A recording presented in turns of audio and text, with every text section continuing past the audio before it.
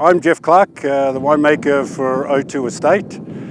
We're here in the Awatere Valley, one of the OTU Estate vineyards, here on a cracker summer's day in Marlborough. Today we're going to present some of the wines that we're hoping that you'll love as much as we do here in New Zealand. Well, as you can see, the vineyards that we have here, the OTU Estate vineyards. Of course, OTU is named after the Otawhero River, which runs in the valley behind me. We have the mountains on one side of us, some of the high Kaikoura ranges, topped out by Otapianuku. And of course, to the right of me, we have the ocean, only a stone's throw away. The cool winds that come in off the ocean, cooling down the warmed soils through summertime. We also get the cold breezes coming down from the mountain ranges, and that basically tops out the temperature at night time and intensifies the fruit characteristics that we have off the vineyards that we produce from here in the Marlborough region. What that actually means for us is that in these particular vineyards we have longer hang time. That means ultimately that the grapes ripen over a longer period, intensifying the fruit characteristics, the flavours and the aromas that we get out of our wines. Right, so here in the Awatere Valley, from the valley floor up to this higher elevation block that we have at the top of the hill, the soil profiles essentially are what we call glacial outwash. 20,000 years ago, a lot of the top of the South Island was glaciated, and these glaciers dragged a lot of the soil, the rock and the clay, down from the mountainside and deposited it on the valley floor.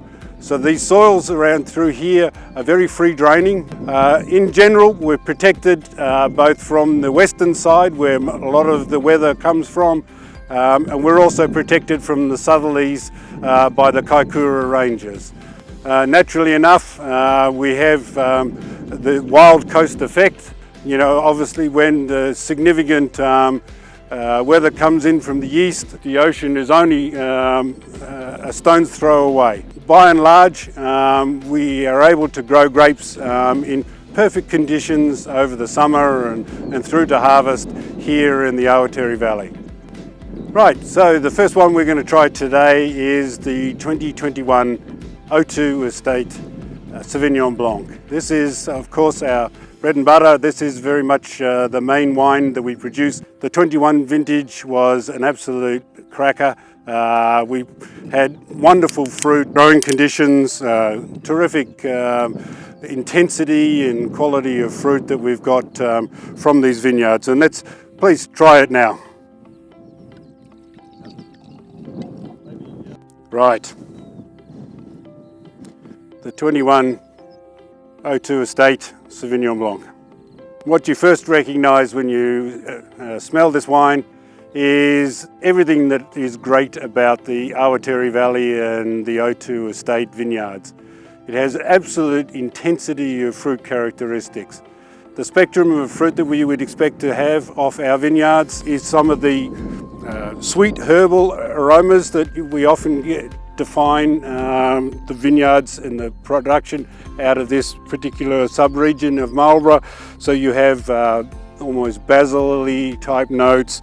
We often describe some of the greener characters as almost being like the sort of fresh herb aromas that you might expect, you know, if you were touching a tomato plant. Wonderfully aromatic, lifted aromas that have an intensity of green. Balanced off, of course, with some really nice, ripe, tropical aromas, citrus type aromas, often described by the winemakers as being almost passion fruit-like, or even from a citrus perspective, you know, the intensity of fresh limes.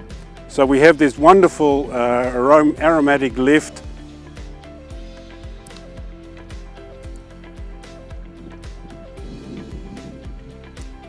which leads through to this wonderful explosion of fruit characteristics that comes from the, you know, concentration and mouthfeel from a fabulous vintage. We have a wonderfully crisp acidity but it's an acid balance that fits in very nicely with the fruit sweetness that we get here. So it's not tart, it's not bitey, but it just wonderful mouth palate cleanser, as it were. If you've come home once again from a hard day at work, wonderful to just refresh the palate, get yourself ready for a meal. If you're sitting at a bar or a restaurant table, wonderful as a starter or an aperitif, but also has the concentration of flavours that can easily carry it through to what we would often use along these coastlines that we have here in New Zealand. We have oysters, we have crayfish or lobster, as you would call it. All of these are wonderful with this vital, vibrant, aromatic, but quite pristine Sauvignon Blanc. So one of the characteristic features of this particular sub-region again is what the influence of the ocean does. The sea breezes that constantly flow in, as it is right now, they carry a certain amount of salt in the air, naturally, as you would expect from ocean breezes.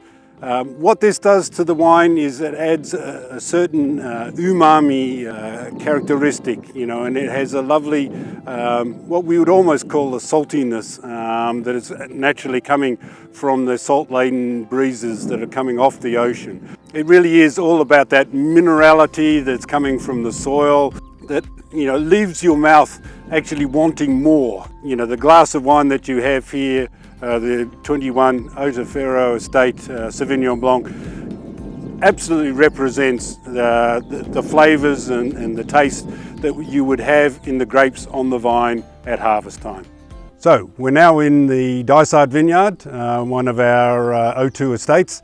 As you can see behind me, it's one of our hillside blocks. We have the Pinot Noir planted here for our OTU Estate Pinot Noir, the 2020 wine we're going to taste with you today. We have north-facing slopes, which gives us the best sun trap to ripen the 2020 Estate Pinot Noir.